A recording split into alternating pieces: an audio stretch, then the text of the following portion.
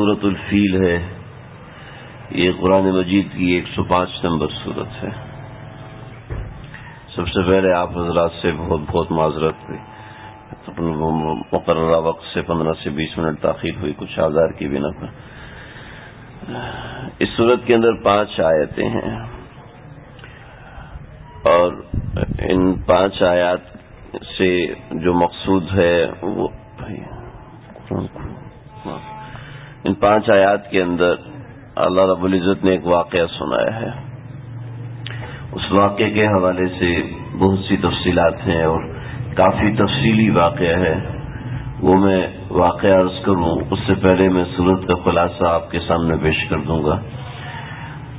ایک تو وہ واقعہ سنانا مقصود ہے اس سورت کے اندر جو واقعہ فیل ہے اس کا بتلانا مقصود ہے، اور دوسرا اس کے اندر قریش مکہ کی جو قریش تھے ان کی فضیلت بتانا مقصود ہے۔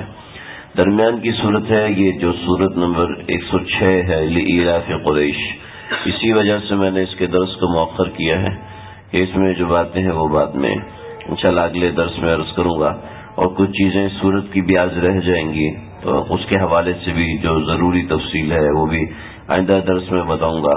خلاصہ اس میں سمجھ لیں، الم تر کیف فعل ربک باصحاب الفیل، کیا تو نے دیکھا نہیں، کیف فعل کہ کیسے کیا ربک تیرے پروردگار نے باصحاب الفیل ہاتھی والوں کے ساتھ، کیا تو نے دیکھا، کیا تو جانتا نہیں کہ کیسے کیا تیرے رب نے ہاتھی والوں کے ساتھ، الم یجعل کیا نہیں بنا دیا، کیدہم ان کی تدبیر کو، فی تضلیل ضلالت کے اندر، وارسل علیہم اور ہم نے بھیجا ان کے اوپر طیرن پرندوں کو، ابابیل جو کہ غول کے غول تھے، ترمیہم بحجارہ وہ پھینکتے تھے ان کو پتھر، ان کے اوپر پتھر، وہ مارتے تھے ان کو پتھروں سے، من سجیل جو کہ کنکر کے پتھر تھے، فجعلہم بس وہ پتھر ان کو بنا دیتے کعصف جیسے کہ چارہ ہوتا ہے، چارے کی طرح، عصف کہتے ہیں چارے کو، کعصف چارے کی طرح ان کو بنا دیتے۔ کون سا چارہ؟ جو کہ نہ صرف چارہ ہوتا ہے بلکہ معقول کھایا ہوا چارہ ہوتا ہے۔ اصحاب فیل کا واقعہ ہوا، کب ہوا، کیسے ہوا؟ نبی کریم صلی اللہ علیہ وسلم کی پیدائش کے برس میں ہوا، ایک روایت یہ ہے، اور بھی دوسری روایتیں ہیں کہ آپ کی پیدائش سے 40 برس پہلے ہوا، کچھ کہتے ہیں 10 برس پہلے ہوا۔ بہرحال جو صحیح اور راجح قول ہے وہ آپ صلی اللہ علیہ وسلم کی پیدائش کے برس ہوا، یعنی اس واقعے کے 40 دن کے بعد آپ صلی اللہ علیہ وسلم کی پیدائش ہوئی۔ آپ بعض واقعات ایسے ہیں جو کہ بالکل انہونے ہیں، آپ کی پیدائش سے پہلے ہوئے، اور ایسے عجیب و غریب واقعات ہوئے جو کہ آپ کی پیدائش اور آپ کی نبوت پر دلالت کرنے والے تھے۔ ان بہت سے واقعات میں سے ایک یہ واقعہ فیل بھی ہے۔ اس قسم کے واقعات کو ارحاس کہتے ہیں، ارحاس، الف را ہا الف اور صاد، ارحاس۔ تو یہ جو واقعات ہیں ان کو ارحاس کہتے ہیں، ان میں سے ایک یہ واقعہ ہے۔ یہ بڑا تفصیلی، بڑا دلچسپ واقعہ ہے۔ یہ کہانی وہاں سے شروع ہوتی ہے کہ جب نجران کے اندر، نجران یمن کا ایک شہر تھا، اور یمن آج بھی موجود ہے، اس کا ایک شہر تھا نجران۔ ایک شہر ہے صنعاء، صنعاء صاد نون عین الف اور حمزہ، صنعاء، اور ایک ہے نجران۔ یہ 2 شہر، ان کا دونوں کا ذکر آئے گا۔ تو جو نجران تھا اس کے اندر ایک بادشاہ تھا، اور وہ بادشاہ اپنے آپ کو خدا کہتا تھا، اپنے آپ کو اللہ مانتا تھا، کہتا تھا کہ میں تمہارا خدا ہوں، اور لوگوں کو اپنی پرستش کرواتا تھا، اپنی عبادت کروایا کرتا تھا۔ حمیری قوم سے اس کا تعلق تھا، تو حمیری قوم ساری کی ساری وہ بادشاہت میں شامل تھی، اور بادشاہ کے ساتھ مل کے نجرانیوں کے ساتھ، وہاں کے لوگوں کے ساتھ جو بھی معاملات ہوتے تھے وہ کرتا تھا۔ ایسا ہوا کہ بادشاہ جو بہت سے معاملات جو طے کروایا کرتا تھا وہ اپنے ایک جادوگر سے کروایا کرتا تھا، اور بہت سے معاملات جادو کے زور پہ ہو سکتے ہیں، تو آپ لوگ تھوڑا آگے تشریف لیں، تھوڑا آگے تشریف، تھوڑی سی دلچسپی مجھے معلوم ہو، سننے والے بھی دلچسپی رکھتے ہیں، دل میں یہی شکوہ تو نہیں یار 15 منٹ پہلے لیٹ ہو گئے، اور منہ میں بندہ کچھ نہ کچھ تو کہتے رہتے ہیں. سننے والے کی طلب ہوتی ہے نا، تو اس سے سنانے والے کو فائدہ ہوتا ہے، اور جب سنانے والے کو فائدہ ہوتا ہے تو وہ جو بات سناتا ہے تو اس سے سننے والے کو فائدہ ہوتا ہے. تو اصل مدار طلب کے اوپر ہوتا ہے. اصل طلب کیسی ہے؟ بابا باجید بستامی رحمۃ اللہ علیہ فرماتے تھے کہ اگر بے طلب آدمی ہو اور اس کا شیخ سچا اور بڑا اللہ والا اور عارف باللہ ہی کیوں نہ ہو، تو بے طلب آدمی کو اس سے کوئی فائدہ نہیں ہوگا. اور آدمی طلب والا ہو اور اس کا شیخ فاسق اور فاجر ہی کیوں نہ ہو، اس کو فائدہ ہو جائے گا. تو فائدے کا مدار انسان کی طلب کے اوپر ہوتا ہے. کوئی طلب لے کے آتا ہے میں غلطیاں تلاش کروں گا، اس کو بہت ملتی ہیں. کوئی طلب لے کے آتا ہے میں فائدہ تلاش کروں گا، اس کو بہت ملتا ہے. کوئی طلب لے کر آتا ہے کہ میں وقت پاس کروں گا، اس کو وقت پاس ہو جاتا ہے. کوئی طلب لے کے آتا ہے میں معلومات میں اضافہ کروں گا، اس کی معلومات میں اضافہ ہو جاتا ہے. یہاں سمجھ لیں مقصود ہے، پہلی بات جو ہے وہ علم دین میں اضافہ ہونا، یہ بھی مقصودیات میں سے ہے. بہت اچھی بات ہے، فائدہ علم دین میں اضافہ ہونا چاہیے، معلومات میں اضافہ ہونا چاہیے. دوسرا یہ کہ تعلق مع اللہ کی دولت حاصل کروں، کہ قرآن سے مجھے معرفت حاصل ہو. جلال الدین رومی رحمۃ اللہ علیہ، ان کے پاس شمس الدین تبریز آئے اور پوچھا کہ میاں یہ بتاؤ کہ علوم حاصل کرنے کا مقصد کیا ہے؟ قرآن حدیث ان علوم کو حاصل کرنے کا مقصد کیا ہے؟ تو کہنے لگے ان علوم کو حاصل کرنے کا مقصد ہے جائز اور ناجائز کا علم حاصل ہو جانا. چھوڑو یار، جائز ناجائز کا علم حاصل ہو جانا. کہا نہیں، اس کا مقصد یہ نہیں ہے. پھر کیا مقصد ہے اس کا؟ اس کا مقصد ہے معلوم تک رسائی حاصل ہو جانا.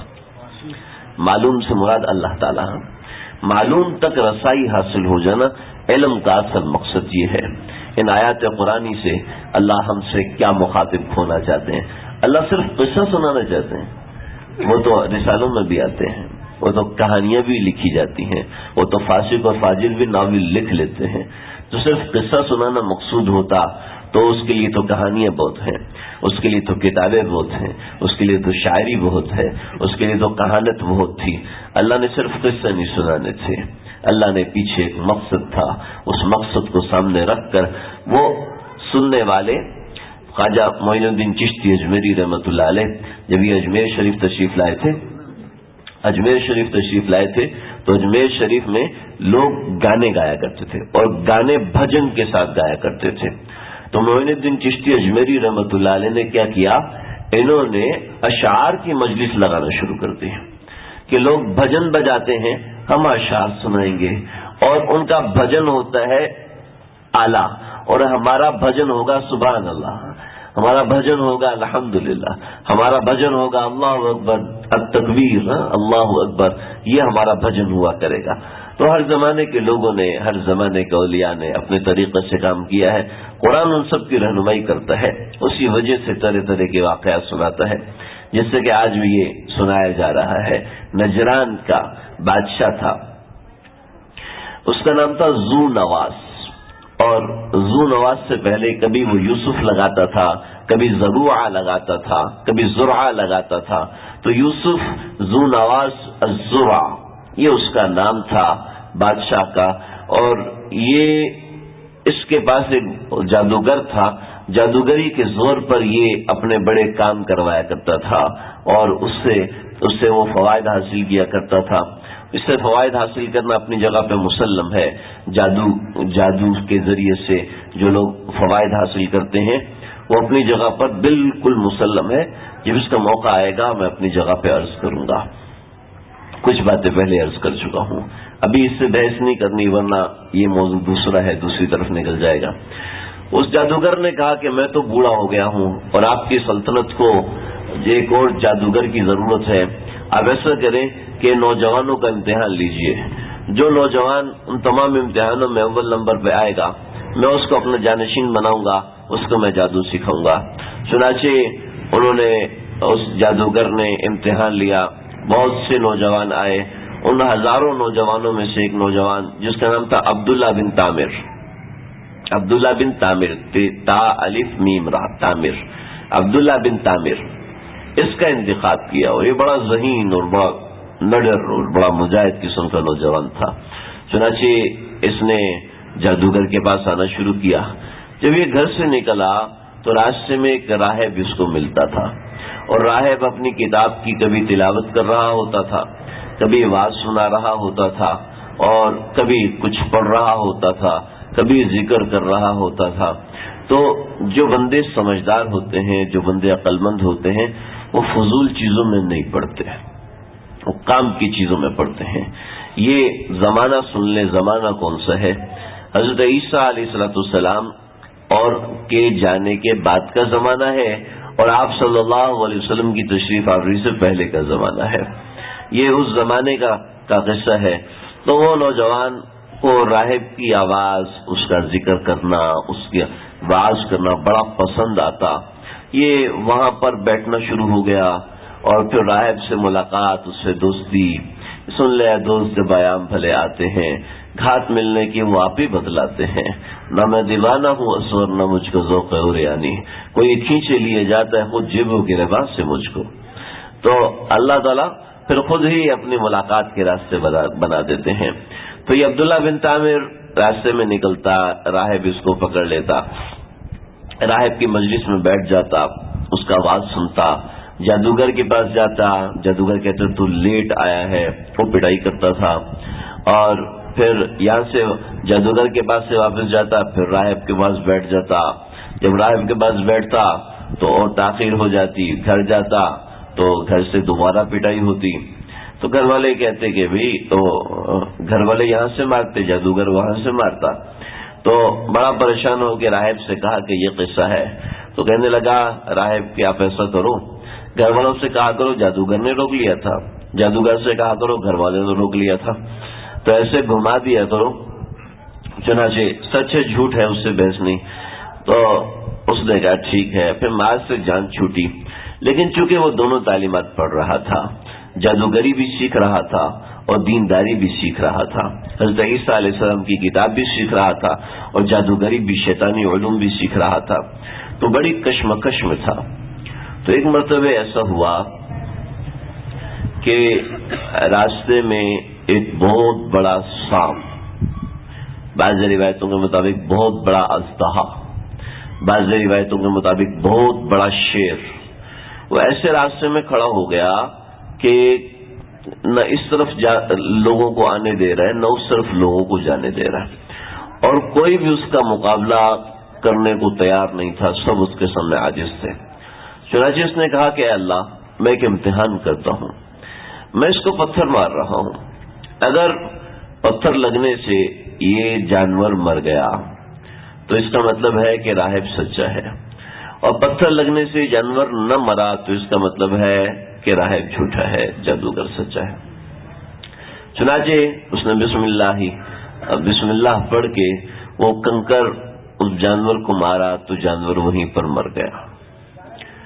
لوگ بڑے حیران ہوئے، یہ تو نے کیا پڑھا ہے؟ میں نے بسم اللہ پڑھی ہے، اللہ کا نام پڑھا ہے۔ بعض روایتوں میں یہ ہے، جو مشہور روایت ہے۔ دوسری بعض روایتوں میں یہ ہے کہ اس نے راہب سے پوچھا کہ اس میں اعظم مجھے بتاؤ۔ اس نے کہا کہ تم ابھی کمزور ہو، اس میں اعظم میں تمہیں نہیں بتا سکتا۔ تو یہ نوجوان بڑا ذہین تھا، اس نے دیکھا کہ اللہ کے جتنے بھی نام اس کو معلوم ہیں، سب کے نام ایک ایک تیر کے اوپر دم کیا، القدوس چھف، السلام چھف، یوں کر کے دم کیا، اور پھر وہ تیر آگ میں مارے، جو تیر آگ میں ہر تیر آگ میں رہ جاتا۔ جب ایک نام پہ اس نے تیر مارا تو وہ تیر آگ میں لگا اور پھر واپس آ کے اس کے پاس گر گیا۔ کہا مجھے سمجھ میں آ گئی یہ اللہ کا نام ہے، یہ اسم اعظم ہے۔ تفسیروں میں موجود نہیں آیا اس نے کون سا نام بولا تھا، تو اس کو معلوم ہو گئے اسم اعظم ہے۔ اور بعض روایتوں میں کہ اس نے پتھر مارا، اس کے ذریعے سے اس کو معلوم ہو گئے اسم اعظم ہے۔ چنانچہ یہ کسی اندھے نابینا کے پاس جاتا تو اس کو کہتا ہے کہ مجھے ایسی دعا معلوم ہے جس کے ذریعے سے میں نے پتھر مارا تھا، جانور مر گیا، کہ میرے لیے دعا کر دو. وہ دعا کرتا، وہ جزامی ٹھیک ہو جاتا. دعا کیا، مادر ذات نابینا ٹھیک ہو گیا. کیا دعا کراتا تھا؟ کہتا تھا پہلے اللہ پر ایمان لے آؤ، اس کے بعد میں دعا کرتا ہوں.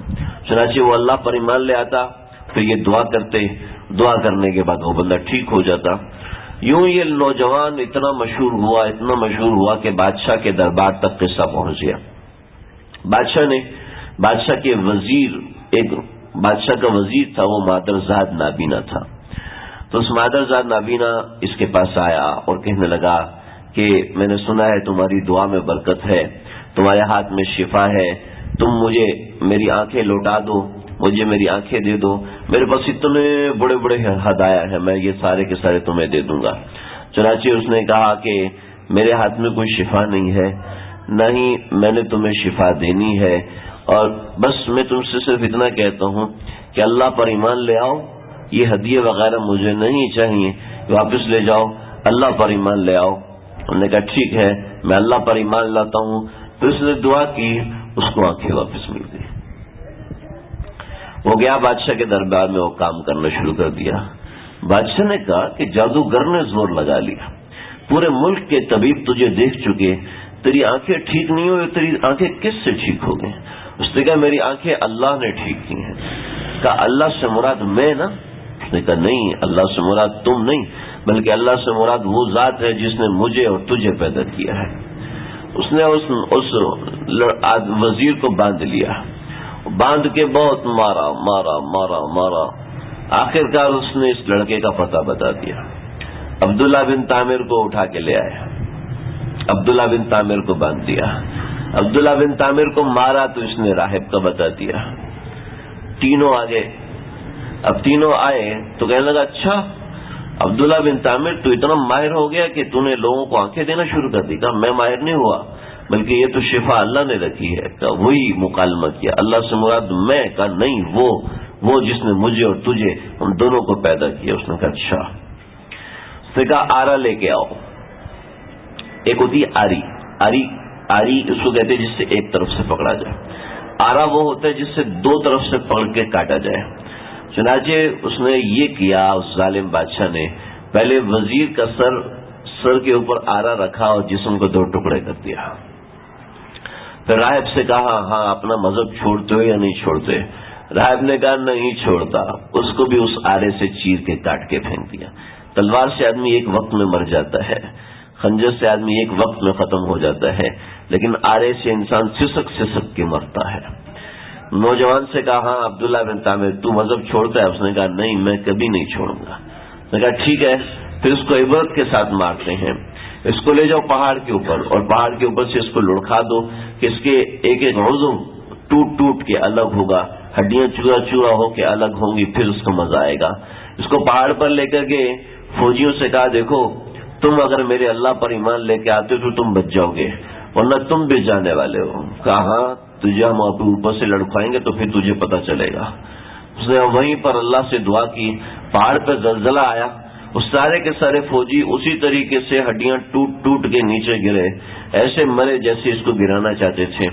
یہ خاموشی سے دوبارہ وہاں سے اٹھا اور بادشاہ کے محل میں پہنچا اور کہنے لگا بادشاہ سلامت، دیکھا میں نے کہا تھا کہ میرا اللہ میری جان بچانے والا ہے، کوئی مجھے مار نہیں سکتا. چنانچہ بادشاہ نے پھر پکڑا، ذو نواس نے پھر پکڑا اور اس کو کہا کہ سمندر میں لے جاؤ اور سمندر میں اس کو ڈبو کے آ جاؤ. دوبارہ سمندر کے اندر لے کر گئے، وسط سمندر میں جا کے سمندر میں دعا کی، دعا سے ساری کشتی الٹ گئی، سارے کے سارے ڈوب کے مر گئے اور یہ اکیلا نوجوان واپس آ گیا ہے. بادشاہ بڑا پریشان ہوا تو اس نے کہا کہ تم مجھے ختم کرنا چاہتا ہے تو ایک طریقہ ہے جس سے اللہ راستہ دکھاتے ہیں، جن کی رہنمائی اللہ کرتے ہیں نا، ہم سمجھ نہیں سکتے کہ وہ اپنی جان بچا سکتا تھا، لیکن اس نے کارنامہ کیا کیا آگے دیکھیں. اس نے کہا بادشاہ سلامت آپ مجھے مارنا چاہتے ہیں؟ کہا کہ ایک طریقہ ہے. کیا طریقہ ہے؟ کہ سب لوگوں کو میدان میں اکٹھا کرو. چنانچہ اس کی سلطنت میں 70,000 لوگ تھے. سب کو اکٹھا کیا، کہا ان سب کے سامنے مجھے تخت پہ باندھو، تخت پہ باندھو۔ چنانچہ تخت پہ اس کو باندھا گیا۔ کہا اب اتنی اونچی آواز میں تیر کمان پکڑو اور اونچی آواز میں پڑھو بسم اللہ رب ھذا الغلام، بسم اللہ رب ھذا الغلام، اس غلام کے رب کے نام سے مارتا ہوں، اور یہ تیر مجھے مارو، یہ تیر مجھے لگ جائے گا اور میں اس تیر سے مر جاؤں گا۔ اس نے کہا ٹھیک ہے، اس سے جان چھڑانی تو یہ کرتا ہوں۔ چنانچہ اس نے ایسے ہی کیا، بسم رب ھذا الغلام، بسم رب ھذا الغلام، اس غلام کے رب کے نام سے تیر چلایا۔ جیسی تیر چلایا اس پر لگا، اور یہاں کنپٹی پہ تیر لگا اور یہاں سے نکل گیا۔ اس نے یہاں پر ہاتھ رکھا اور وہیں پر اس کا سر ڈھلک گیا، وہیں پر شہید ہو گیا۔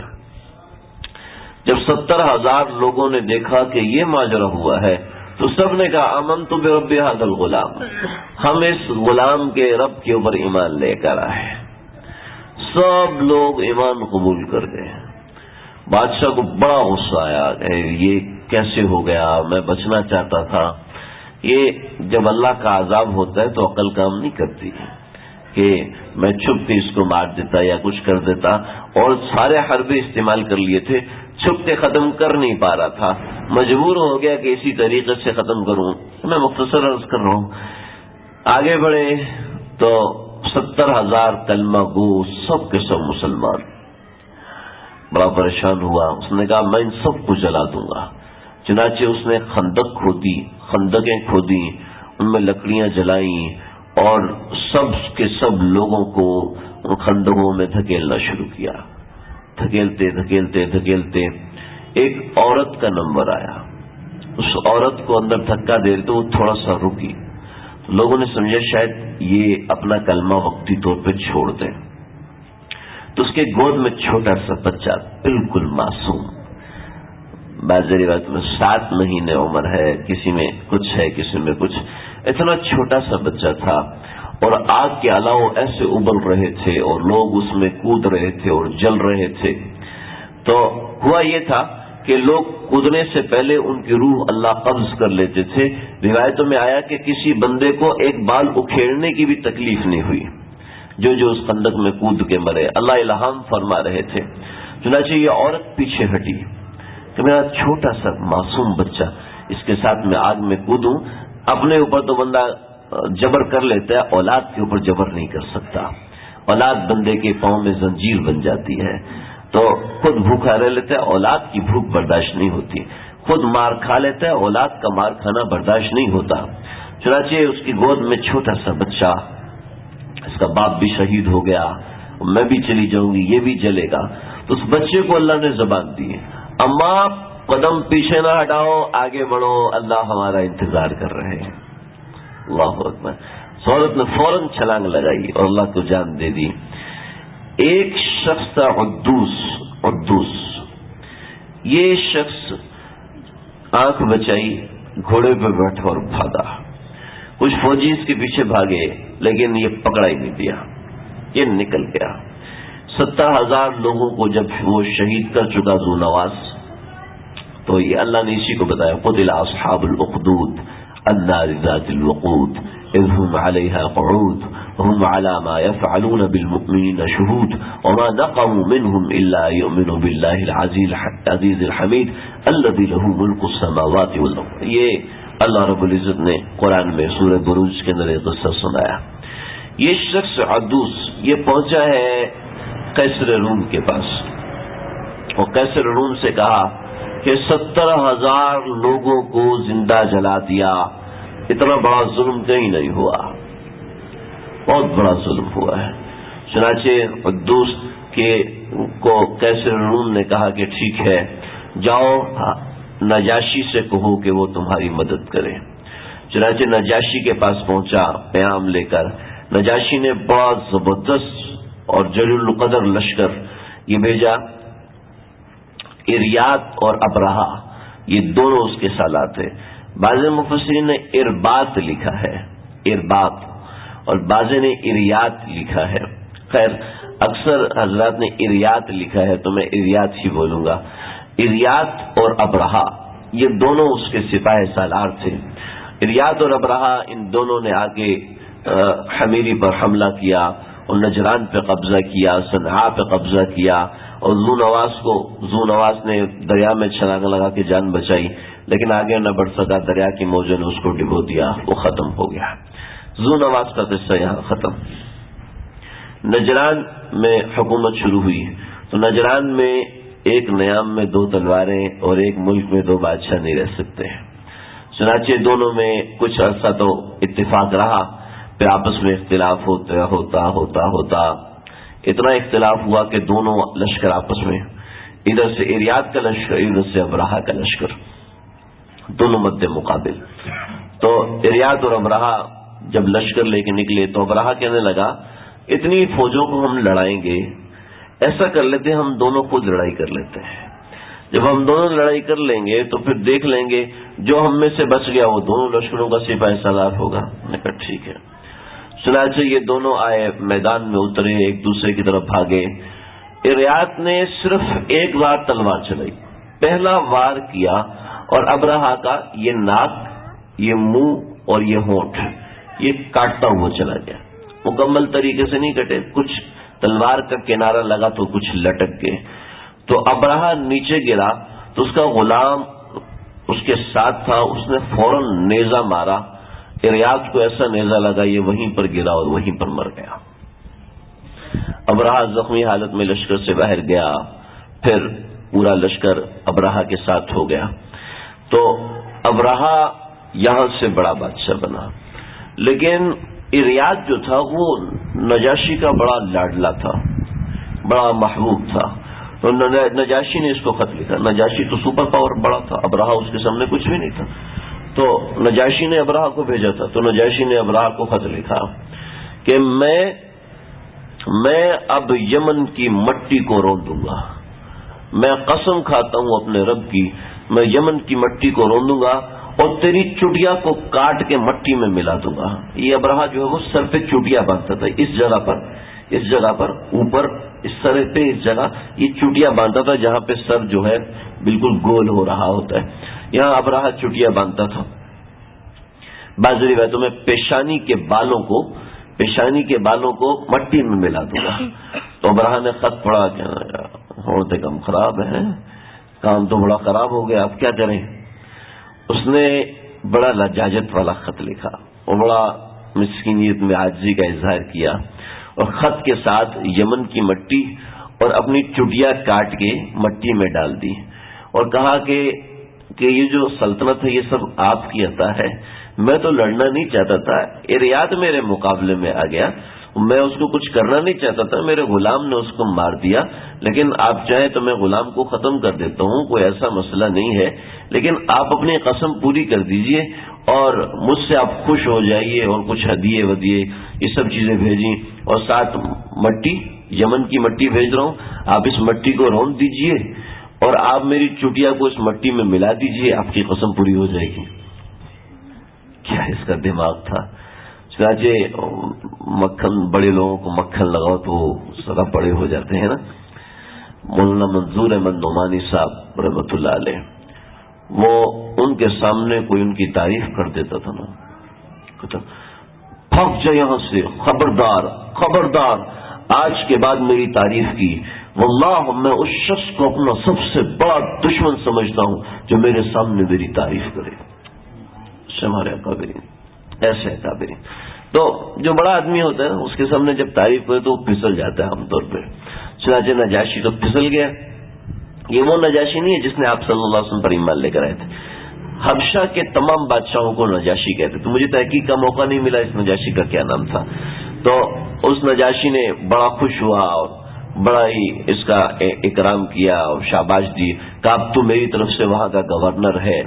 چنانچہ یہ گورنر بنا تو اس نے نجاشی کو مزید خوش کرنے کے لیے صنعاء کے اندر ایک بہت بڑا گرجا بنایا، اور اتنا بڑا گرجا بنایا کہ اس کا مینار اتنا اونچا تھا کہ بندہ یوں گردن سیدھی کرتا تھا پھر جا کے اس کا مینار نظر آتا تھا، مینار کی چوٹی نظر آتی تھی.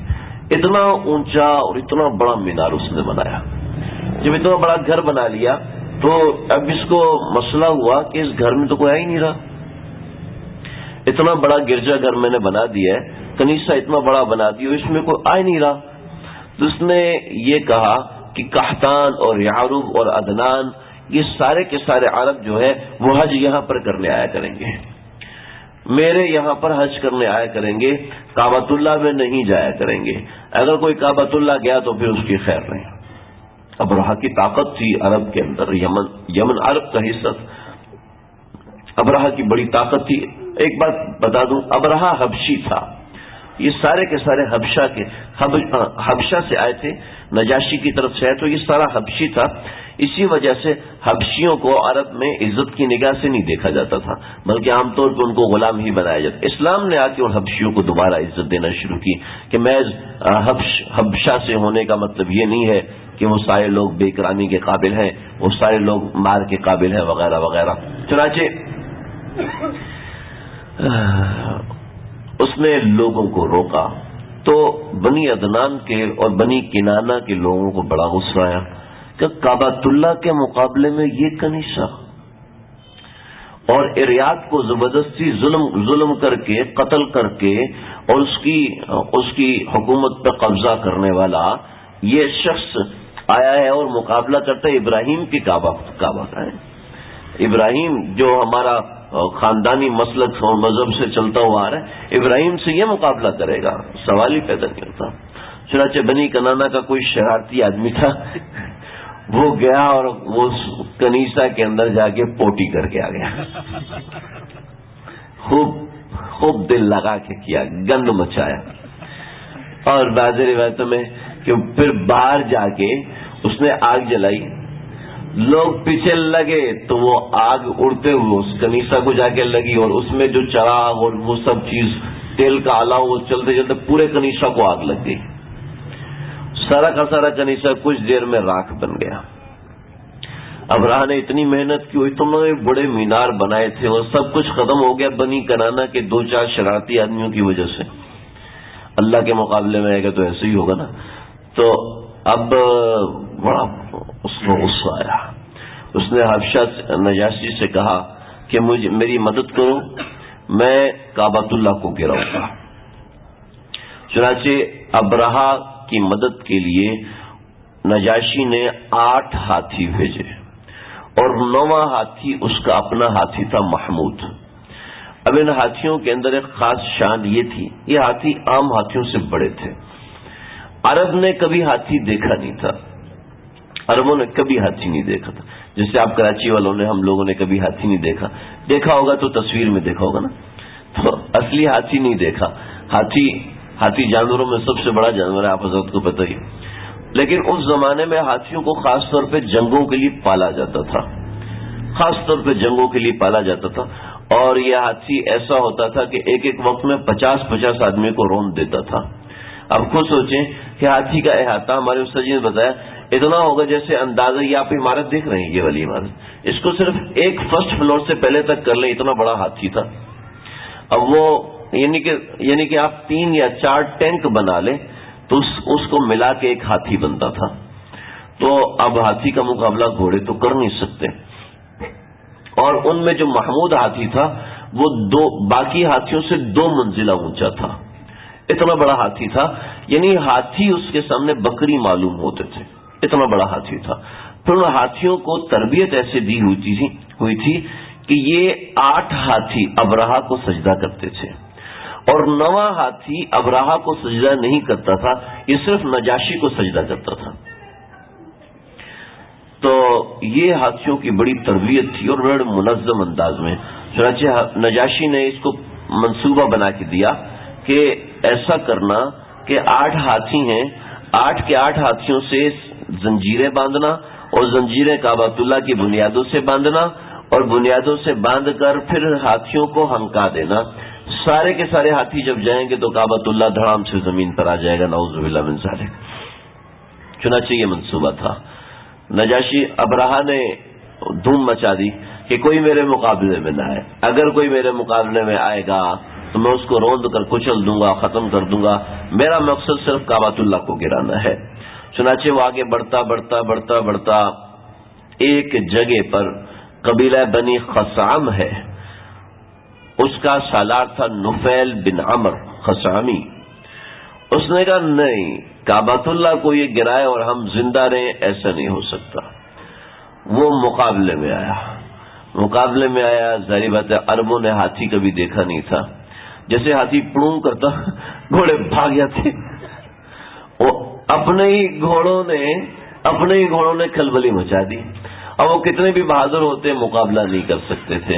چنانچہ نفیل کو پکڑ لیا. پھر ذو نفر ایک اور شخص مقابلے میں آیا، اس کو بھی پکڑ لیا اور ان کو کہا کہ ہم ان کو قابو کریں گے، ہم نے تو عرب کو دیکھا نہیں ہے، تو ہمیں راستہ بتائیں گے، ایسا نہ ہو کہ ہم صحرا میں بھٹک جائیں. چنانچہ یہ لوگ انہوں نے ذو نفر کو پکڑا، نفیل کو پکڑا. جب یہ لوگ وادی محصر پہنچے، یہ وادی محصر یہ اگر میدان عرفات سے آگے مزدلفہ سے آگے ہے منا کے راستے میں ہے وادی محصر. وہاں پر حکومت سعودی نے آج جنگلے لگا کے اوپر لکھ دیا وادی محصر. یہاں پر رکنا ٹھیک نہیں ہے اور نہ اس کی تعظیم ہے. یہ حرم، حدود حرم میں تو ہے لیکن شاعر میں سے نہیں ہے وادی محصر. یہاں پر عذاب نازل ہوا تھا ابرہا کے لشکر پر. جب یہاں پر وادی محصر میں پہنچا ہے ابرہا کا لشکر، تو نفیل یہ آیا اور اس نے ہاتھی کے کان میں کہا تجھے پتا ہے کہ تجھے کعبۃ اللہ کو گرانے کے لیے لے کے جا رہے ہیں، محمود ہاتھی، تجھے پتا ہے کعبۃ اللہ کو گرانے کے لیے لے کے جا رہے ہیں، لہذا آگے نہ بڑھنا. یہ یہاں تک بات روکتے ہیں. اس سے تھوڑا پیچھے چلے. یہ طائف سے آگے نکلے تو مکہ والوں کی چراگاہ تھی. وہاں پر اونٹ اور یہ سب جانور گھوڑے چر رہے تھے. صرف ام سیر والے نے گھوڑوں کا ذکر کیا ہے، باقی سب نے اونٹوں کا ذکر کیا ہے. تو اونٹ بھی چر رہے تھے تو انہوں نے سب اونٹوں کو قابو کر لیا، سب اونٹ لے گئے اور کہا کہ جو قریش کا سب سے بڑا سالار ہے اس کو بھیجو. چنانچہ ابرہا کا نائب حضرت عبد المطلب کے پاس آیا. جیسے ہی عبد المطلب کو دیکھا تو عبد المطلب کے چہرے پر آپ صلی اللہ علیہ وسلم کے نور کی وجہ سے ایک نور تھا. اس نور کو دیکھتے ہی وہ گھوڑے سے نیچے گرا اور یہ کانپنا شروع ہوا. کانپتا رہا. کافی دیر گزر گئی. عبد المطلب نے اس کو شربت پلایا، اپنے پاس بٹھایا اور تسلی دی، دلاسا دیا. کافی دیر کے بعد وہ کچھ بولنے کے قابل ہوا. پھر وہ بولا کہ ابرہا نے پیغام بھجوایا ہے کہ ہم مقابلے کے لیے نہیں آئے، ہم کعبۃ اللہ کو گرانے آئے ہیں، لہذا کوئی شخص ہمارا مقابلہ کرے گا تو ہم نیست و نابود کر دیں گے، ورنہ کوئی شخص ہمارے مقابلے میں نہ آئے ہم کسی کو کچھ نہیں کہیں گے. تو عبد المطلب نے کہا کہ ہم ابرہا کا مقابلہ کرنے کے لیے تیار بھی نہیں ہیں، نہ ہمارے پاس ایسا لشکر ہے کہ ہم ابرہا کا مقابلہ کریں، لہذا ہم وہاں سے ہٹ جائیں گے. تو کہتے ہیں کعبۃ اللہ کا کیا ہوگا؟ تو کعبۃ اللہ کا مالک خود اس کی حفاظت کرے گا. چنانچہ وہ واپس چلا گیا کہ اس کو لے کر آؤ. قصہ مختصر. چنانچہ عبد المطلب گئے. جب عبد المطلب گئے تو ابرہا کا تخت کافی اونچا لگا ہوا تھا. اس کا مقصد یہ تھا کہ میں عربوں کو ذلیل کروں گا، کیونکہ بادشاہ ہوں اور اتنے بڑے جانور میرے پاس ہیں، میں سپر پاور ہوں اس وقت ان کے سامنے. چنانچہ میں ان کو ذلیل کروں گا اور اپنے سامنے ان کو دو زانوں بٹھاؤں گا اور پھر وہ اپنے دین کی بھیک مانگیں گے اور میں ان کو بھیک نہیں دوں گا. وہ مانگیں گے کہ ہمیں کعبۃ اللہ کو چھوڑ دو تو میں ان کو نہیں دوں گا، ان کو ذلیل کروں گا. لیکن ہوا اس کے برعکس. جب عبد المطلب پہنچے تو اس نے کہا کہ ایسا کرو، پہلے ان کو ہاتھی دکھاؤ. عربوں نے کبھی ہاتھی دیکھے نہیں. جب ہاتھی کی چنگاڑ سنیں گے نا تو سب اوسان خطا ہو جائیں گے. چنانچہ ہاتھیوں کی طرف عبد المطلب کو لے کر گئے. آپ کو یاد ہے ابھی تھوڑی دیر پہلے میں نے بتایا تھا کہ 8 ہاتھی ابرہا کو سجدہ کرتے تھے، اس طریقے سے کہ 4 زانو بیٹھ جاتے، اپنے پاؤں سکیڑ کے اور سونڈ اپنی زمین پر لگا دیتے تھے یہ ابرہا کو سجدہ کرتے تھے، لیکن محمود نامی سب سے بڑا ہاتھی وہ ابرہا کو سجدہ نہیں کرتا تھا، وہ صرف نجاشی کو سجدہ کیا کرتا تھا۔ جیسے ہی عبد المطلب اس میدان میں پہنچے ہیں جہاں ہاتھی بیٹھے ہوئے تھے، سارے کے سارے ہاتھی چار زانو زمین پر بیٹھے اور زمین پر بیٹھ کر انہوں نے سونڈ نیچے کر کے عبد المطلب کو سجدہ کیا، اور ان سجدہ کرنے والوں میں سب سے پہلا ہاتھی محمود تھا۔ نجاشی کو سجدہ کرتا تھا ان کے ہاتھی بانوں کے اشاروں پر، اور عبد المطلب کو بغیر کسی اشارے کے سب نے سجدہ کیا۔ ابرہا کے سارے لشکر میں کھلبلی مچ گئی، وہ اپنے تخت سے نیچے اتر آیا، کب بلاؤ۔ جب بلایا تو عبد المطلب کے چہرے پر آپ صلی اللہ علیہ وسلم کی رسالت کا نور چمک رہا تھا۔ علامہ ابن حجر اسقلانی رحمۃ اللہ علیہ نے لکھا ہے، اور میں نے بھی بہت سوچ وچار اور بڑی تحقیق کی، مجھے بھی یہی بات سمجھ میں آئی کہ آپ صلی اللہ علیہ وسلم کا نور عبد المطلب کے جسم میں رہا تھا، پھر وہ عبداللہ میں منتقل ہوا، پھر آمنہ میں منتقل ہوا، پھر آپ صلی اللہ علیہ وسلم کی ذات علی وجود میں آئی۔ لیکن جس جس میں یہ نور رہا ہے، میں لإیلاف قریش جو آگے صورت آئے گی اس میں قریش کے سارے احوال کا انشاءاللہ آپ کے سامنے ذکر کروں گا، اس میں اس نور کا انشاءاللہ ذکر ہوگا، اس کے فضائل اور اس کے مناقب انشاءاللہ ادھر عرض کروں گا، کوشش کروں گا چند ایک واقعات ذکر کر دوں اس کے اگلے درس کے اندر۔ تو وہ نور کی برکت ایسی تھی کہ ابرہا برداشت نہیں کر سکا، وہ نیچے آیا، اس کے وزیر اوپر کرسیوں پر بیٹھے اور وہ نیچے بیٹھا ہوا ہے۔ نور رسالت عبد المطلب کی پیشانی پہ ایسے چمک رہا تھا۔ تو کہنے لگا جی آپ کیا کہتے ہیں؟ کہا جی میں یہ کہتا ہوں میرے 200 اونٹ واپس کر دو۔ سیدھا ہو گیا، کہنے لگا کہ میں تو ایک روایت میں میرے 200 اونٹ اور 200 گھوڑے واپس کر دو۔ تو میں تو آپ کو پہلی مرتبہ دیکھ کے اتنا متاثر ہوا کہ نیچے آ گیا، اور آپ نے پہلا مطالبہ ہی ایسا کر دیا کہ مجھے حیرت ہو رہی ہے کہ میں نے آپ کا اکرام کیوں کیا۔ تو کہنے لگا کعبۃ اللہ کی بات کر رہے ہو؟ کہا ہاں۔ کہ تم اس کو بچانے کی بات نہیں کرو گے؟ کہا نہیں۔ تو کیوں؟ کہا جس کے گھر ہے وہ خود ہی بچائے گا، ہم اس گھر کو بچانے کے لیے تیار نہیں ہیں، اس کے گھر ہے وہ تمہیں خود سمجھ لے گا، وہ خود تمہیں سیدھا کرے گا۔ اسی نوعیت کے کچھ جملے کے مجھے بھی جملے یاد نہیں ہیں، تو میں خود سیدھا کرے گا۔ درمیان میں ترجمان تھا، اس ترجمان کے ذریعے سے بات ہو رہی تھی۔ ان کی زبان تھی حبشی زبان تھی۔ حبشی زبان اور ہوتی تھی، عربی زبان اور ہوتی تھی۔ پہلے میں نے پڑھا تھا فارسی زبان تھی، تو فارسی زبان نہیں تھی، حبشی زبان تھی۔ فارسی اس حمیری بادشاہ ذو نواس اس کی زبان تھی، تو حبشی زبان تھی، درمیان میں ترجمان تھا، اور ترجمان کی ذریعے سے بات ہوتی رہی۔ چنانچہ ابرہا نے حضرت عبد المطلب کو 200 اونٹ واپس کیے۔ عبد المطلب سارے لوگوں کو لے کر کعبۃ اللہ حاضر ہوئے۔ کعبۃ اللہ کی تعمیر دوبارہ نہیں ہوئی تھی۔ کعبۃ اللہ حضرت ابراہیم علیہ السلام کی تعمیر کی طرح تھا، جیسے اب یہ میز دیکھ رہے ہیں نا، اس طریقے سے مستطیل تھا کعبۃ اللہ، اور اس کا اس طرف دروازہ لگا ہوا تھا جہاں پر آج دروازہ ہے، لیکن وہ دروازہ زمین پہ تھا، اور اس کے پیچھے دوسری طرف دروازہ لگا ہوا تھا۔ جب پردے اٹھے ہوئے ہوتے ہیں، اگر اس وقت کی تصویر کسی کے پاس ہو یا کسی نے دیکھا ہو تو اس طرف بھی دروازے کا نشان بنا ہوا ہے، پچھلی طرف سے، میں تو دیکھ کر بھی آیا ہوں، اللہ تعالیٰ بار بار دکھائے، وہ دروازے کا نشان بنا ہوا ہے۔ تو یہ دروازہ پیچھے بھی بنا ہوا تھا، اس طرف بھی بنا ہوا تھا۔ یہ کعبۃ اللہ کی حیت تھی، حتیم نہیں تھی۔ تو کعبۃ اللہ کے دروازے پر جو کنڈیاں لٹکی ہوئی تھیں، ان کنڈیوں کو پکڑ کر سب لوگوں نے دعائیں کی، اور بہت روئے، اے اللہ اپنے کعبے کی تو حفاظت فرما، اپنے کعبے کی تو حفاظت فرما، یہ کہا، اور سب چڑھ گئے پہاڑوں پر کہ اب ان کے ساتھ کچھ ہونے والا ہے۔ وہاں سے نفیل بن عمر نے جو ہاتھی کے کان میں بات کہی تھی، تو ہاتھی وہیں پر بیٹھ گیا۔ اب وہ ہاتھی آگے بڑھتا تھا تو باقی ہاتھی آگے بڑھتے تھے، وہ ہاتھی چلنے کو تیار نہیں ہے، تو وہ ہاتھی بانوں نے اس کو جو نیزوں سے چبوتے ہیں، جو اس کے خاص آلات ہوتے ہیں، وہ چبوئے، تو ہاتھی ہلنے کو تیار نہیں۔ اب اس کا اگر رخ شام کی طرف کرتے ہیں تو فوراً کھڑا ہو جاتا تھا، ہاتھیوں کا طریقہ کار ہوتا ہے، جس طریقے سے رسی موڑ کے کھینچ لیا، اس طریقے سے ایسے ہی طریقہ کار ہوگا، مجھے نہیں پتا، نہ کوئی ہاتھی والا مجھ سے ملا ہے کہ مجھے اس سے پوچھنے کا موقع ملا ہو. ہمارا ایک دوست ہے، میرا ارادہ تھا اس سے رابطہ کروں گا، رابطہ ہو نہیں سکا.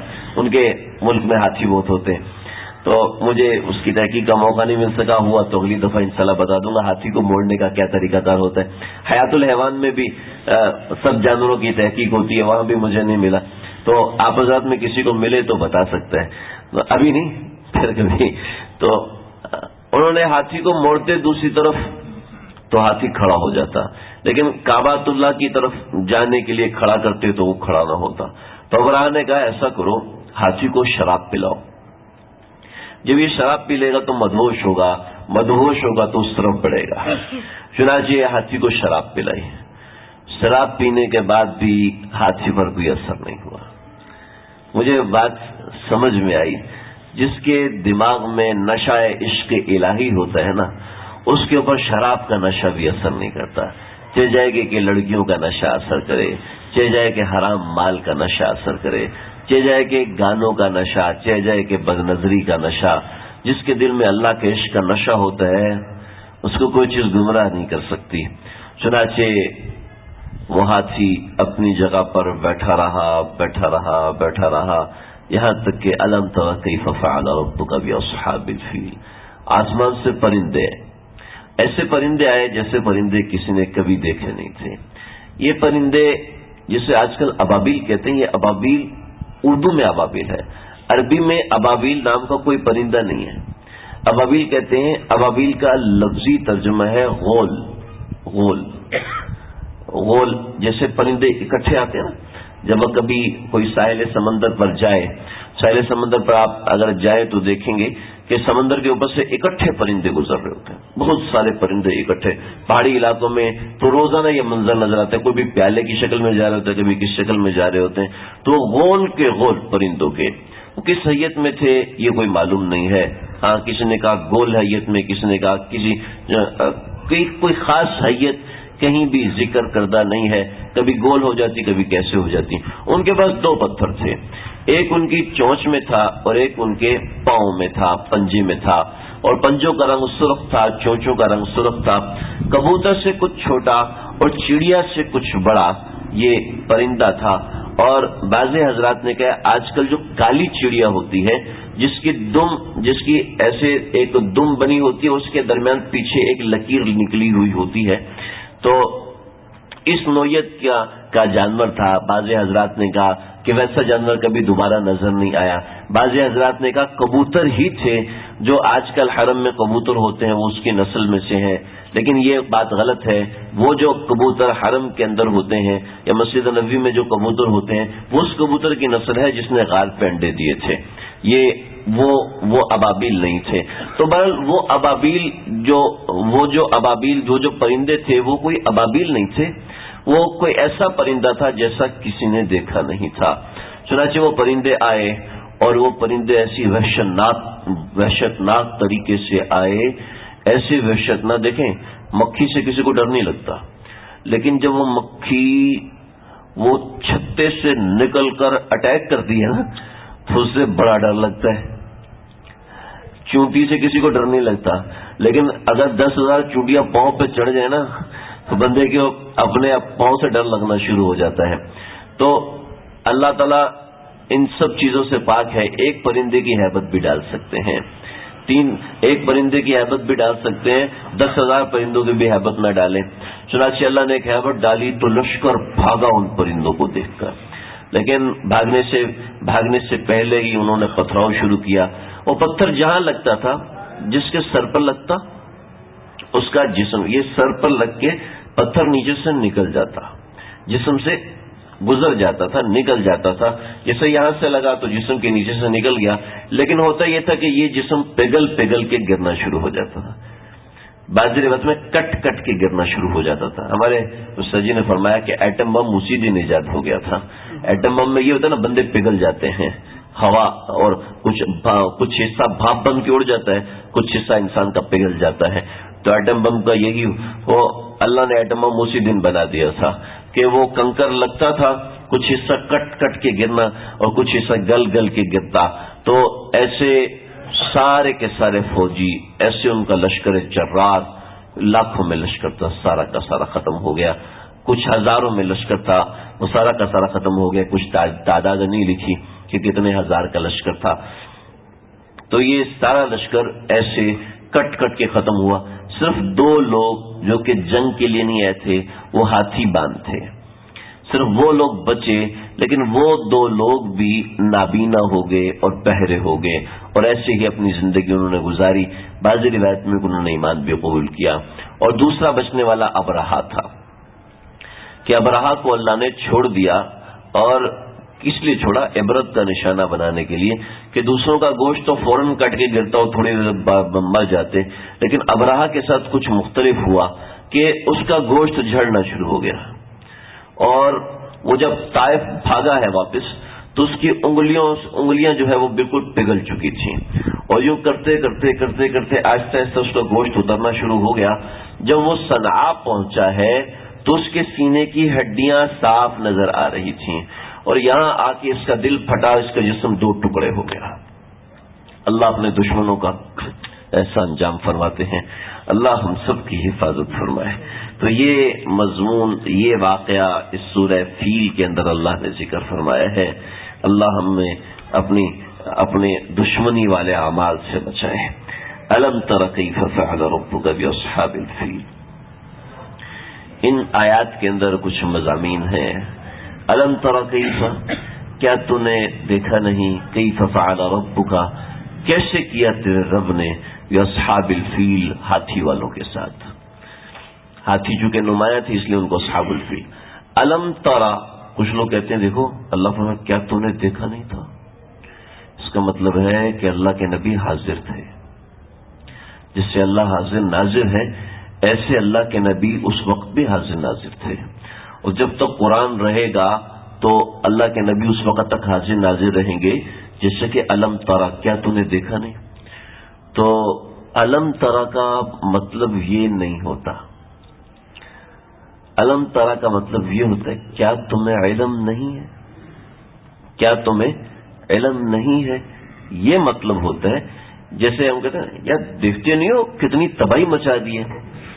تو کیا ہر بندہ تباہی دیکھ رہا ہوتا ہے؟ نہیں، بلکہ اس کے علم ہوتا ہے. اس علم ہونے کو کہتے ہیں دیکھتے نہیں ہو. اس علم ہونے کی تعبیر یوں کی جاتی ہے کہ تم دیکھتے نہیں ہو، یعنی کہ تمہیں پتہ نہیں ہے. تو یہ معلوم ہونے سے کنایا ہوتا ہے. ترا کا مطلب ہے صرف دیکھنا نہیں ہوتا، معلوم ہونے سے کنایا ہوتا ہے. اگر کوئی کہے یار یہ تو اردو کی مثال ہے، کوئی اردو کی مثال ہے، اردو میں ایسے ہوتا ہوگا، عربی میں تو ایسے نہیں ہوتا. تو عربی میں بھی آپ کو ایک مثال دیتا ہوں. اولم یروا انا خلقنا الارض، کیا یہ لوگ دیکھتے نہیں ہیں؟ اولم یر الانسان انا خلقناہ من نطفہ، کیا انسان دیکھتا نہیں ہے کہ اللہ نے 7 آسمان 7 زمین بنا دیے ہیں. 7 آسمان 7 زمینیں 6 دن میں بنائیں. اولم یروا انا خلقنا الارض فی 6 ایام، کیا یہ سارے لوگ دیکھتے نہیں ہیں کہ اللہ نے 7 زمینیں 7 آسمان 6 دن کے اندر بنا دیے. کیا آپ لوگوں نے دیکھا؟ آپ لوگوں نے دیکھا؟ کسی نے بھی نہیں دیکھا بھائی. جب اللہ بنا رہے تھے تو اللہ نے ہم میں سے کسی کو بھی نہیں دکھایا. یہاں پر یراؤ کا ترجمہ معلوم ہونے سے ہی کرنا پڑے گا، نہیں تو آپ کو دعویٰ کرنا پڑے گا میں تو کیا سی، تمہارا پتہ نہیں تم نے دیکھا یا نہیں دیکھا. تو یہ دعویٰ کوئی نہیں کر سکتا. جیسے وہاں پر کوئی دعویٰ نہیں کر سکتا ایسے یہاں پر بھی کوئی دعویٰ نہیں کر سکتا. تو الم تارا کا مطلب یہ نہیں ہے کہ کیا تم نے دیکھا. الم تارا کا ترجمہ یہ ہو سکتا ہے دیکھنے کا مطلب ہے کیا تم کو علم نہیں ہے، یعنی کہ اس کا مطلب ہے علم ہے، یعنی کہ یہ ایسی چیز پر بولا جاتا ہے جس کا انسان کو بڑا پکا مضبوطی کے ساتھ معلوم ہوتا ہے. الم تر کیف فعل ربک باصحاب الفیل، کیا آپ کو معلوم نہیں کہ کیسے آپ کے رب نے اصحاب فیل کے ساتھ معاملہ کیا. الم یجعل کیدہم فی تضلیل، کیا ان کی تدبیر ضلالت میں نہیں ڈال دی گئی؟ اور کیسے ڈالی گئی؟ وَأَرْسَلَ عَلَيْهِمْ طَيْرًا أَبَابِيلَ، اور بھیجے گئے ان کے اوپر پرندے ابابیل، غول کے غول. ابابیل کی تشریح ہوئی ہے جو میں آپ کے سامنے کر چکا ہوں. یہ عربی والا ابابیل ہے، اردو والا ابابیل نہیں ہے۔ اردو میں ابابیل ایک بڑا چھوٹا سا بڑا خوبصورت سا پرندہ ہوتا ہے، اس کو ابابیل کہتے ہیں، لیکن عربی کے اندر ابابیل کہتے ہیں غول کو، غول جو پرندوں کے غول کے ساتھ استعمال ہوتے ہیں۔ ترمیہم بحجارہ، وہ مارتے تھے ان کو پتھروں کے ساتھ، من سجیل، سجیل والے پتھر، یہ وہ پتھر ہیں جیسے مٹکے کو بنایا جاتا ہے، بنانے کے بعد اس کو پکایا جاتا ہے، تو پکنے کے بعد اس میں ٹک ٹک کی آواز آنا شروع ہو جاتی، تو اس ٹک ٹک کی آواز کو کہتے ہیں سجیل، یعنی کہ پکے ہوئے کنکر، بس کوئی لوہے کی چیز نہیں تھی، بس کنکر تھے جو مٹی کے بنے ہوئے تھے، لیکن مٹی کے تھوڑے مضبوط کر کے بنائے ہوئے، تو ان کو تھوڑا پکایا ہوا تھا، بس ان میں کھن کھن کی آواز آتی، جیسے مٹکے کی مٹی ہوتی ہے، تھوڑی سی مضبوط ہوتی مٹی ہے لیکن تھوڑی مضبوط ہوتی ہے، وہ کنکر ایسے تھے۔ ترمیہم بحجارۃ من سجیل، انہوں نے پھینکے ان کے اوپر پتھر، فجعلہم، بس اس نے ان کو بنا دیا عصف کہتے ہیں چارے کو، عین صاد فا، اور کا مطلب ہے کی طرح۔ کاف کے ذریعے سے جب بھی تشبیہ دی جاتی ہے تو اس کے اندر تشبیہ جو دی جاتی ہے صفات میں دی جاتی ہے، مثل کے اندر جو تشبیہ دی جاتی ہے وہ ذات میں دی جاتی ہے۔ جیسے یہ اس کی مثل ہے، اس کا مطلب یہ ہوگا کہ اس کی شکل اور اس کی شکل ایک جیسی ہے، ٹھیک ہے، یہ اور اس کی شکل ایک جیسی ہے۔ اور عربی میں جب ہم یہ اس کے لیے کاف کا لفظ استعمال کریں گے تو یہاں پر مطلب ہوگا اس کی صفات اس والی صفات ہے۔ اب یہاں پر شکل کا ایک ہونا ضروری نہیں ہے بلکہ صفات کا ایک ہونا ضروری ہے۔ تو کاس جیسے کہ بھس کی صفت ہوتی ہے، بھوسے کی صفت ہوتی ہے، بھوسا جو ایسا ہوتا ہے، آپ لوگوں نے جب جانور لے کے آتے ہیں بقرعید کے لیے تو چارہ باریک باریک کاٹتے ہیں، تو باریک باریک کاٹنے کے بعد اس کو جب بکری کھاتی ہے یا گائے کھاتی ہے تو اس کی زبان کے اوپر جو چارہ ہوتا ہے تو وہ چارہ بالکل ایسے ہوتا ہے کہ اس کے آدمی پہچان نہیں کر سکتا، ان کا گوشت ایسے کٹ کٹ کے گر رہا تھا۔ فجعلہم کعصف مأکول، ایسا چارہ جو کہ کھایا ہوا چارہ ہے وہ اس کی طرح ہو جاتے تھے۔ یہ الم تر کیف کی 5 آیات ہیں۔ اس واقعے کے بعد کیا ہوا؟ اس واقعے کے بعد یہ ہوا کہ عربوں کی شان میں اضافہ ہو گیا، کہ لوگوں کو پتہ چل گیا کہ عرب لوگ کا قریش کی شان میں اضافہ ہو گیا، لوگوں کو پتہ چل گیا کہ قریش جو ہے وہ کعبۃ اللہ کے متولی تھے، تو ان کے متولی ہونے میں اللہ کی مدد کا ہاتھ ایسا شامل ہے کہ پہلے زمزم نکل آیا اور پھر اس کے بعد یہ واقعہ ہو گیا۔ تو یہ قریش کی عظمت اور اس کی شان کو بتاتا ہے۔ قریش کی عظمت اور شان کے اندر اس واقعے کے حوالے سے اور بھی باتیں ہیں، انشاءاللہ اگلے درس میں لیلاف قریش کے اندر وہ باتیں ذکر ہوں گی۔ اللہ تعالیٰ مجھے آپ کو ہم سب کو سمجھنے کے عمل کرنے کی توفیق عطا فرمائے۔ وآخر دعوانا الحمدللہ رب العالمین، الحمدللہ رب العالمین، والصلاة والسلام علی اشرف الانبیاء والمرسلین۔ اللهم ربنا تقبل منا انك انت السميع العليم وتب علينا انك انت التواب الرحيم۔ اے اللہ جو کہا ہے سنا ہے، کہنے والا محتاج ہے، سننے والے محتاج ہیں، ہم سب کی بگڑی بنا دیجیے۔ اے اللہ اپنی ادنا سی دشمنی سے بھی بچائیے، اے اللہ اپنی ادنا سی مخالفت سے بچائیے، جس کام سے آپ نے روکا ہے اللہ اس سے محفوظ فرمائیے، اے اللہ جس کام سے روکا ہے اس سے آپ محفوظ فرمائیے۔ آپ سے دشمنی مول لینے والے ہزاروں سالوں تک لوگوں کے لیے نمونہ عبرت ہوتے ہیں، اے اللہ ہمیں ایسا عبرت کا نمونہ بننے سے بچائیے۔ اے میرے مولا، جیسے آپ نے کعبۃ اللہ کی مدد کی، ہم بھی اہل قبلہ ہیں، ہماری مشکلات میں ہماری مدد فرمائیے۔ ہمارے ہاتھوں کا رخ آپ کی طرف ہے، ہمارے ہاتھوں کا رخ آپ کی طرف ہے، ہماری دعاؤں کا رخ آپ کی طرف ہے، ہماری نمازوں کا رخ آپ کی طرف ہے۔ اگرچہ کمزور ہیں، اگرچہ لاچار ہیں اللہ، لیکن رخ آپ کی طرف ہے، آپ اس کی لاج رکھیے۔ اے اللہ آپ ہماری جملہ دعاؤں کو قبول فرمائیے۔ اس درس قرآن کی برکت سے اے اللہ کسی ایک کو بھی محروم نہ فرمائیے۔ اے اللہ مجھ سمیت ہم سب کو اس کی برکات عطا فرمائیے۔ اے میرے مولا ہمارا کوئی کمال نہیں، نہ کہنے میں، نہ بیٹھنے میں، نہ آنے میں، نہ جانے میں، اے اللہ صرف آپ کی عطا ہے۔ اے اللہ جو ناقدری ہو رہی ہے معاف فرما دیجیے، اے اللہ جو کم ہمتی ہو رہی ہے معاف فرما دیجیے، جو محنت میں قصر ہے معاف فرما دیجیے، جو اعمال میں کوتاہی ہے معاف فرما دیجیے، جو عمل کی نحوست ہے معاف فرما دیجیے، صحیح طریقے سے اس کی برکات کو حاصل کرنے والا بنائیے، مکمل طریقے سے اس درس کی برکات کو حاصل کرنے والا بنائیے۔ اے اللہ اس کی برکات سے نہ اہل محلوں کو محروم فرمائیے، نہ مجھے اور آنے والوں کو محروم فرمائیے۔